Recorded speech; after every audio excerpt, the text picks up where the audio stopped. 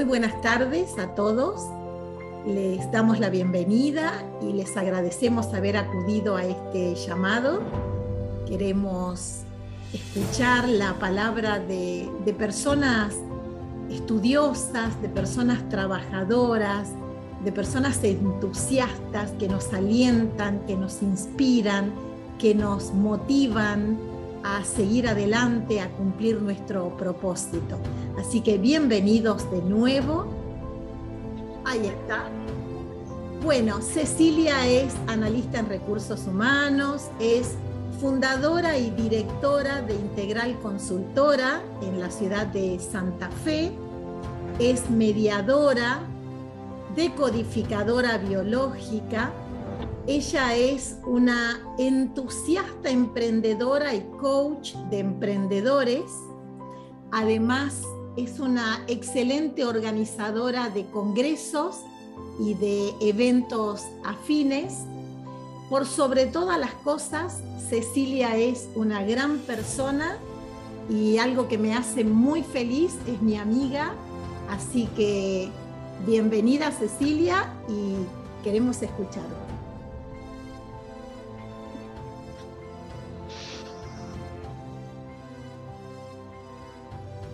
Hazlo.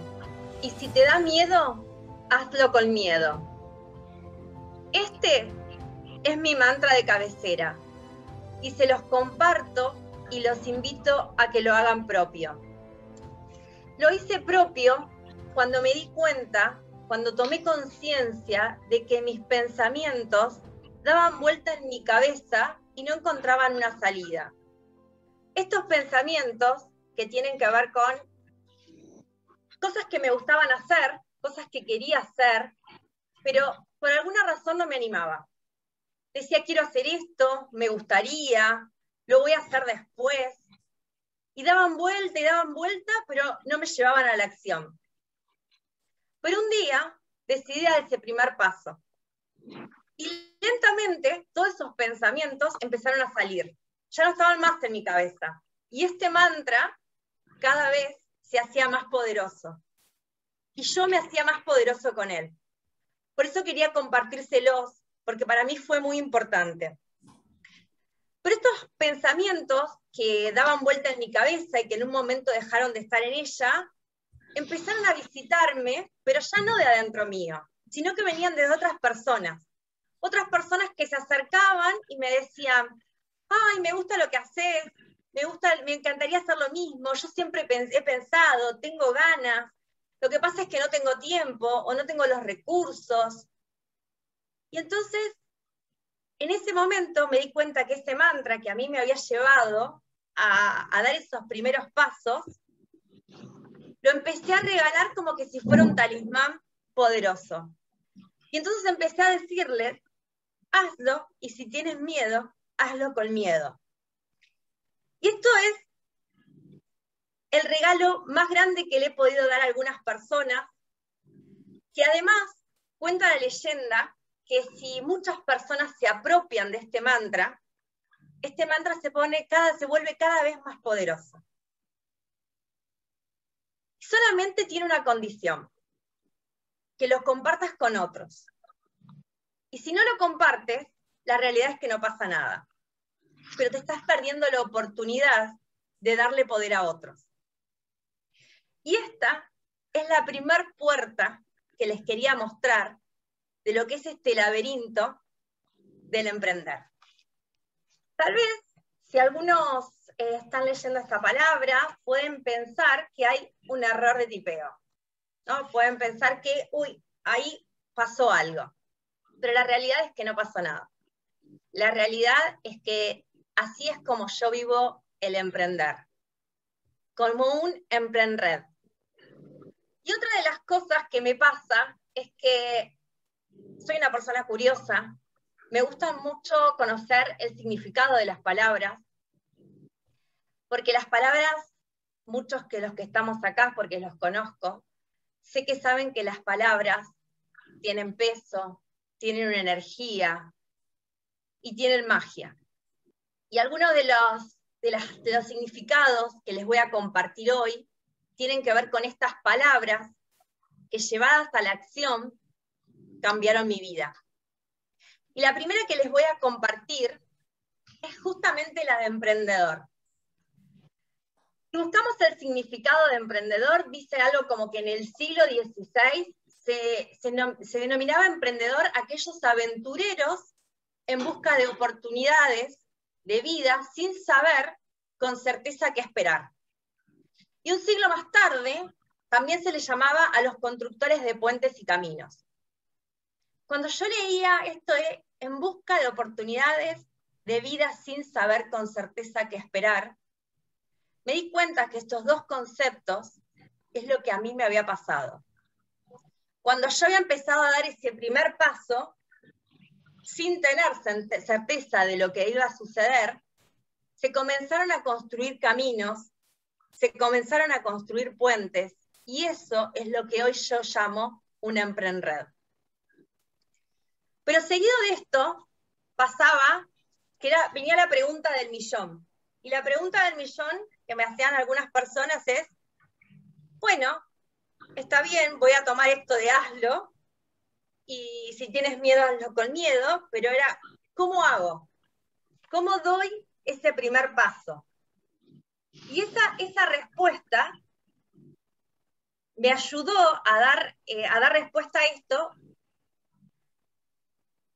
El gran líder decía, da tu primer paso ahora, no importa que no veas el camino completo. Solo da tu primer paso y el resto de camino irá apareciendo a medida que camines. Y eso es un poco lo que yo les decía, y es lo que a mí me pasó cuando yo di ese primer paso. No sabía bien lo que iba a suceder. Pero comenzaron a aparecer personas extraordinarias, personas que hicieron que mi camino fuera mucho más fácil. Y también me daba cuenta que además estas personas me ayudaban a construir puentes. Y como esas personas fueron y son muy importantes para mí, yo hoy no quería dejar de mostrárselas, de compartirles. Si bien esta lista es muy larga, y la verdad es que hay muchas más personas de las que le pueden leer acá, por supuesto está la gran Gra Marchetti, como yo le digo, que además de amiga, de gran profesional, de ser una persona a la que me inspira su persona, me inspira su profesión, bueno, también está Noelia, porque gracias a ella estoy acá, y bueno, y si me pongo a recordar, el doctor Humberto Maturana, Marta Ayes, bueno, y mucha gente. Un poco era compartirles en forma de agradecimiento, que estén hoy en esta charla presente, pero además para darme cuenta que, wow, cuando decidí dar ese primer paso, no me imaginé que me iba a encontrar con esta gente tan maravillosa. Pero además de esto, mientras escribía y pensaba con cada una de ellas, tengo una anécdota. Y entonces me di cuenta que otra de las cosas que compartíamos con todas estas personas era el entusiasmo. Y el entusiasmo es otra de las palabras poderosas, es una de las palabras que de pronto han sido mi guía, han sido lo que me han dado fuerza, y si vuelvo a esto de compartirles los significados, en teos, en griego, para los griegos, entusiasmo era un don del cielo al cual había que cuidar. Teos, que viene de lo enérgico, de lo poderoso, y si lo leemos como en teos, es sentirse poseído por un dios. Y esto es lo que me pasaba a mí. Yo me sentía poderosa, me sentía llena de alegría, de energía, y empezaba a haber un montón de situaciones, un montón de obstáculos, pero esta sensación de plenitud, este entusiasmo hacía que uno no se quede mirando esa parte. Porque este fue el capital con el cual yo inicié. Tenía dos cosas. Un propósito, que luego se los voy a contar, y entusiasmo. Y por el otro lado, tenía, o mejor dicho, no tenía los recursos, no tenía la contención de una familia, porque bueno, la vida me había llevado por este lado a no tener una contención en una familia, Y tenía muchas responsabilidades, tenía una hija chica, tenía que pagar alquiler, tenía que pagar colegio, tenía que pagar un montón de cosas, y además me llamo Cecilia Rodríguez. Yo los invito a que ustedes googleen cuántos Rodríguez hay en el mundo. O sea, plaga. O sea, no había forma de que yo pudiera encontrar algo, decir, bueno, me llamo, tengo este apellido y entonces pongo este y la gente me va a identificar. No iba a ser más del montón. Con lo cual, cuando me di cuenta de que dar ese primer paso me llevó a, primero, a tener un propósito. Segundo, a tener este entusiasmo. Tercero, que cuando empezás a dar esos primeros pasos, empiezan a aparecer personas maravillosas. Y otra de las cosas que pasó sin que yo me diera cuenta, es que cuando iba transitando esto y me iba encontrando con todas estas personas, había personas que se me acercaban, y esta vez ya no tanto para preguntarme cómo hacía, o contarme que había cosas que querían hacer y todavía no las lograban, sino ya venían personas a decirme que se habían logrado dar ese primer paso a partir de que vieron mi trabajo, o el trabajo que compartimos con las otras personas con las cuales fuimos construyendo esto. Entonces, yo cuando me di cuenta que eso estaba sucediendo, que ahora no solamente yo estaba construyendo mi camino, que se estaban armando puentes, sino que además ahora había otras personas que de alguna manera estaban empezando a cumplir sus sueños gracias a este trabajo. Eso me llenó de alegría, de orgullo, también de una responsabilidad.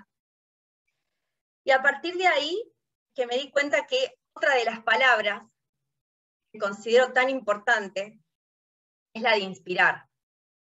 Cuando hablamos de inspirar, no casualmente, este encuentro es un encuentro para inspirar. Inspirar, que viene del latín inspirare, que significa soplar en la época clásica se decía que era algo como insinuar algo en el corazón de alguien. Y eso te llena de responsabilidad, pero también te llena de un orgullo. Y entonces también esto de ser una emprendedora que comenzó con pocos recursos, pero con muchas ganas, y cuando uno empieza a dar esos pasos, se da cuenta que empieza a inspirar. Y lo único que me falta, que me dejé para el final, es contarles mi propósito. El entusiasmo ya lo tenía, empecé a dar esos primeros pasos, me empecé a encontrar con personas maravillosas, comencé a aspirar sin darme cuenta, pero el propósito que inició todo esto, que además de ser una emprendedora entusiasta, además de ser alguien que le gusta, que ama lo que hace, tengo el rol de mamá desde hace ya 20 años, y esta consultora ya va a cumplir 10 años, y mi propósito era dejar un buen ser humano en el mundo. Todo mi trabajo, todo comenzó por la idea de dejar un buen ser humano en el mundo, de poder demostrarle a Tina, que en su momento cuando la consultora comenzó era alguien que me acompañaba, y hoy, 10 años después, se ha convertido en una socia estratégica de la consultora.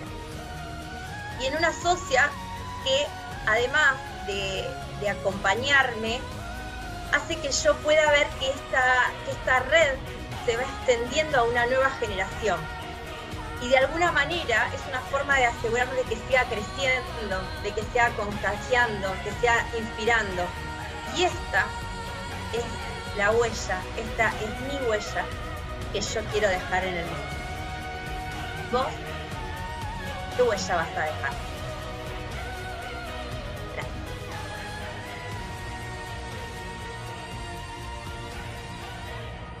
Muchas gracias, Ceci. Un placer.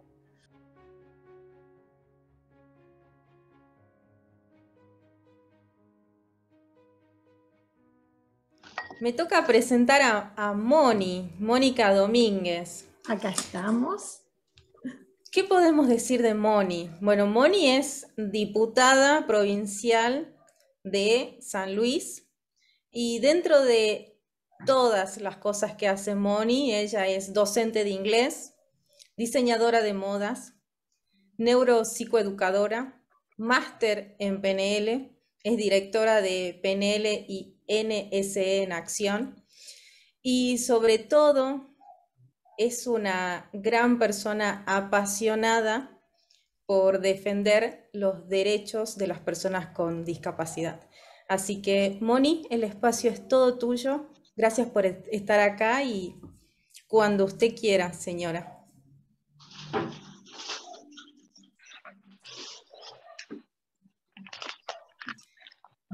No se te escucha, Moni. No se te escucha.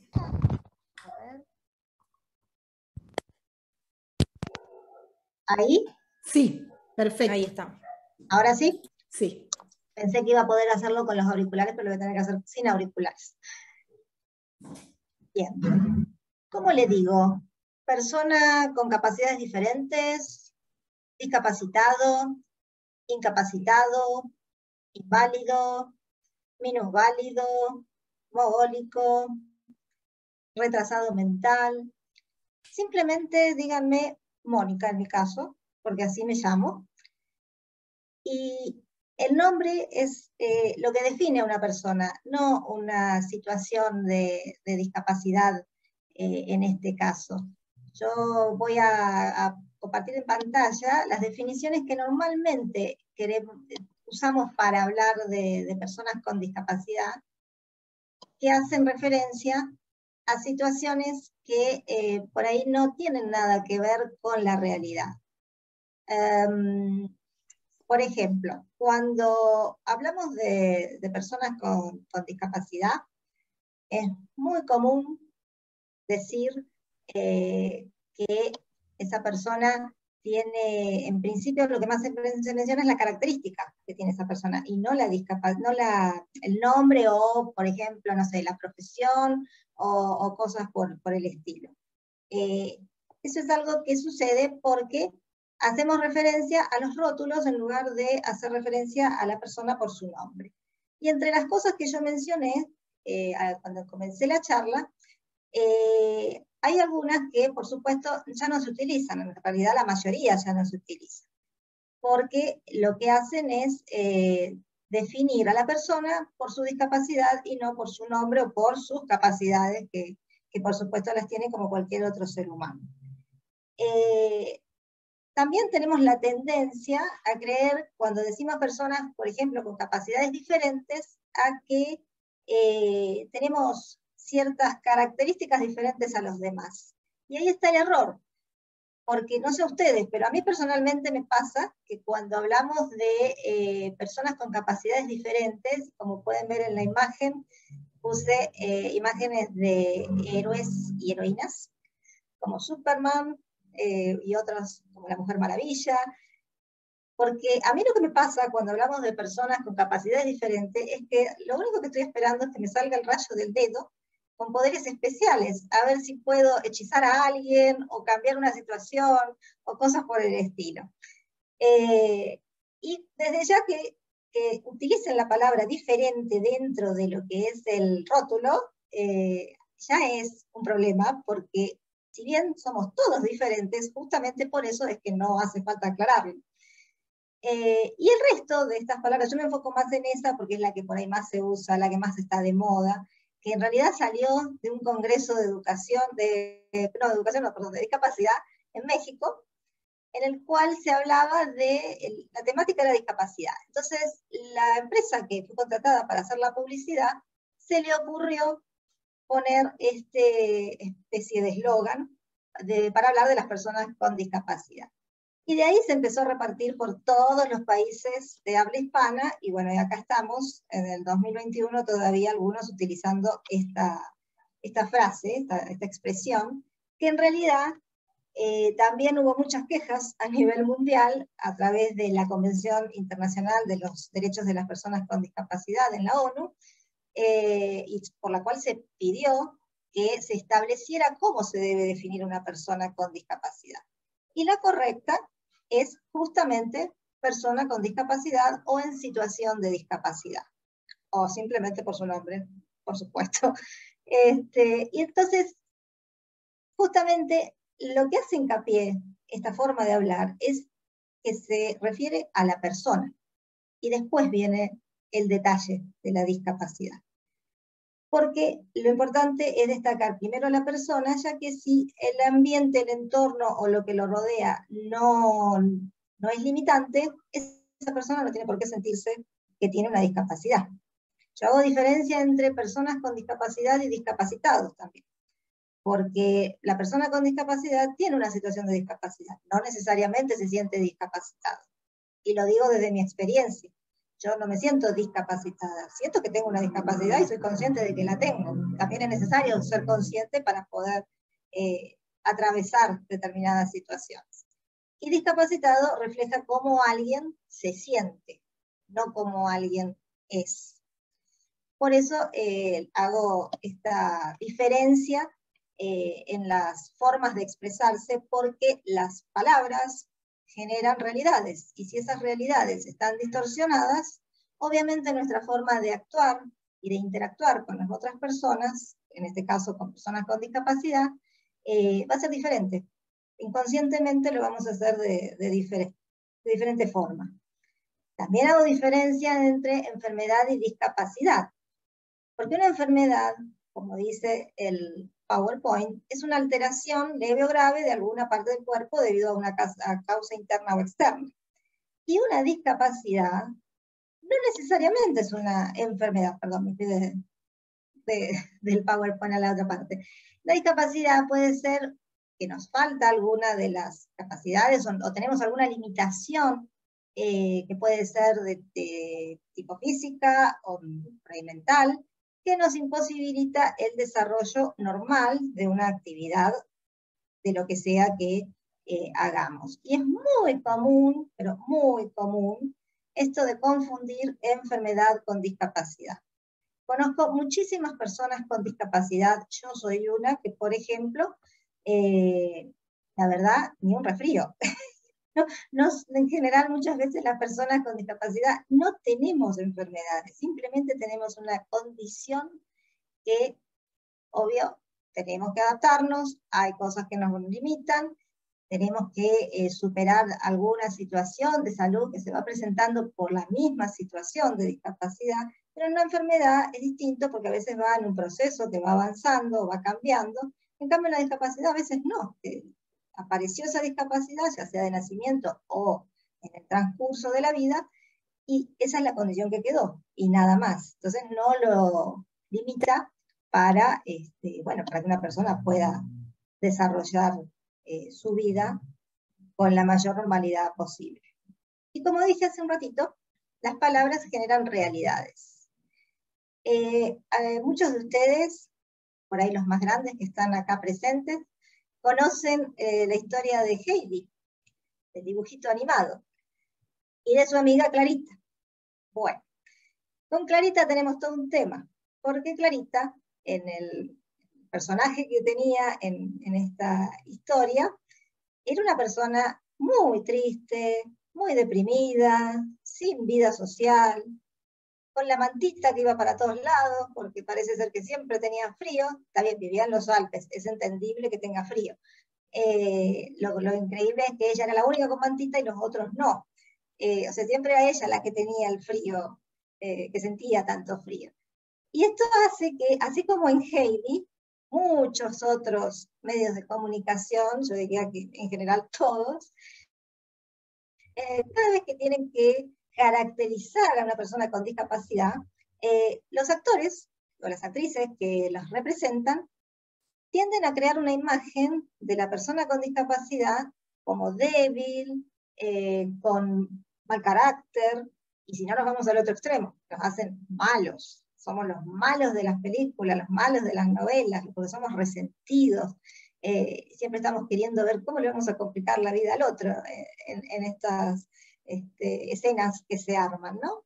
Y yo siempre hago esta explicación, doy esta explicación que me parece que es importante. En realidad el carácter de una persona no se define por la discapacidad. El carácter de una persona se define por un montón de cuestiones, desde la genética hasta el ambiente en el que se mueve, el entorno que tiene, cómo ha ido desarrollando su vida, porque también tiene que ver con las frustraciones, pero no porque tenga la discapacidad, sino por cómo toma la discapacidad o cómo toma su vida.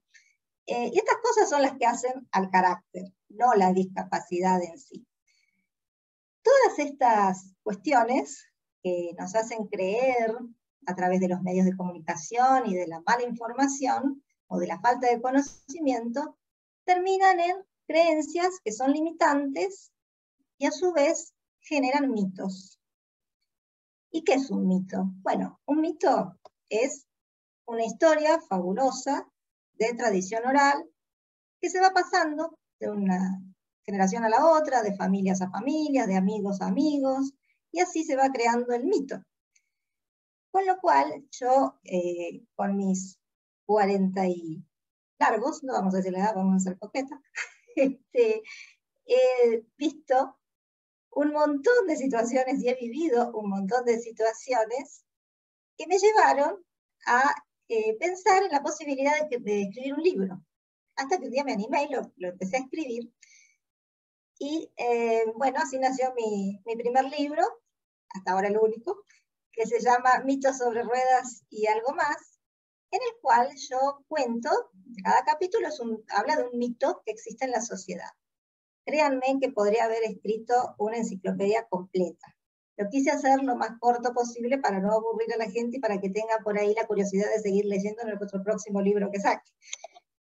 Pero la verdad es que hay tantos mitos en la sociedad sobre las personas con discapacidad que yo además, entre los mitos que creo que existen y que son muy potentes en la sociedad, es el de la falta de humor de las personas con discapacidad. Entonces, en mi libro, en cada capítulo estoy investigando, porque me llevó 2 años escribir el libro por investigaciones que hice, y voy como mechando historias que van apareciendo que realmente a mí personalmente me causan mucha gracia. Yo lo he tomado con mucho humor, y se dan situaciones como, por ejemplo, les cuento algunas breves anécdotas de las que me han pasado y que las he volcado en el libro. Bueno, me pasó de ir a una feria en Buenos Aires, yo ahora vivo en Merlo hace 14 años, Merlo San Luis, y me topé con una persona, una feria muy conocida de Buenos Aires, donde uno cuando llega le ofrecen una copita para poder probar desde los distintos stands, porque esta feria es de comidas y bebidas, todo lo que se ofrece. Cuando llego al lugar, veo que la promotora que nos recibió en la puerta sigue de largo con la copita y se la da a la persona con la que yo venía, y a mí no me da nada. Entonces yo la miro y le digo, discúlpame, le digo, ¿por qué no me diste la copita a mí? Y me mira y me dice, no, lo que pasa es que pensé que no podías beber alcohol. Bueno, le digo, yo, excepto porque tengo que manejar la silla de ruedas, no veo otro motivo por el cual no pueda beber alcohol, y tampoco me iba a tomar todas las bebidas que estaban en la feria. Con lo cual ella quedó como muy descolocada y no sabía realmente dónde meterse, y me terminó dando la copita, obviamente. Pero bueno, lo que mostró es una creencia muy limitante de su parte, que vaya a saber de dónde la sacó, creyendo que una persona con discapacidad, o porque vio una silla de ruedas, no podía tomar alcohol. Lo mismo pasa cuando uno va a un restaurante. Me ha pasado de ir y que le pregunten a la persona que tengo al lado, ¿y ella qué se va a servir? Como si yo no pudiera hablar. Me habrán notado, muchos problemas para hablar no tengo.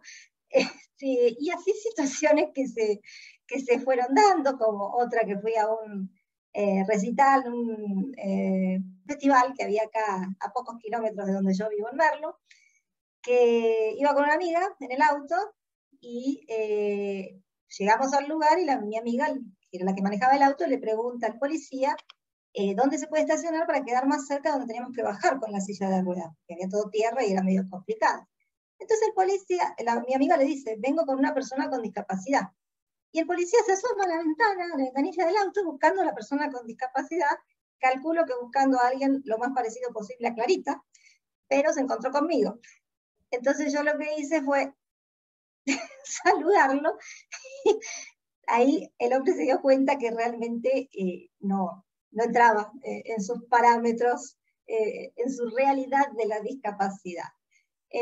Bueno, situaciones como estas es algo muy cotidiano, que yo personalmente me lo tomo con muchísimo humor. realmente me río de estas situaciones. Hay otras personas que por supuesto lo toman de otra forma y por ahí los afecta. No quiere decir que nunca me haya afectado. Lo que pasa que a lo largo de la vida uno va aprendiendo a entender y a aceptar que no todo el mundo tiene esta forma de ver las cosas y esta capacidad de resiliencia para superar y seguir adelante. Entonces, bueno, eso lleva mucho tiempo.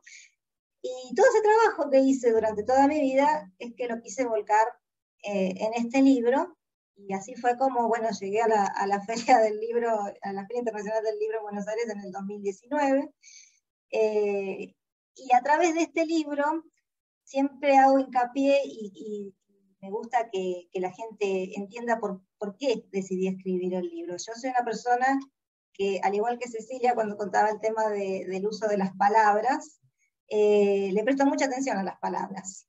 Y creo que, así como dije que las palabras generan realidades, también es importante ser conscientes que si utilizamos las palabras correctas, nos volvemos más conscientes de qué palabra tenemos que utilizar, vamos a cambiar la realidad. Por eso, si cambiamos la forma de hablar, obviamente vamos a cambiar nuestra realidad, nuestras creencias, vamos a cambiar nuestra forma de ver el mundo, y de esa forma sí vamos a poder generar una sociedad mucho más inclusiva, que realmente sea inclusiva y no solamente hable de inclusión. Esto creo que es algo que se puede ver en la sociedad, que a medida que se va avanzando con esto, bueno, se va plasmando en la realidad, pero lleva tiempo. Así es que, bueno, yo realmente agradezco esta posibilidad que me han dado de poder participar, y los invito a que sigamos pensando y siendo conscientes de cómo nos comunicamos, y sobre todo en esta área de lo que es el tema de las personas con discapacidad.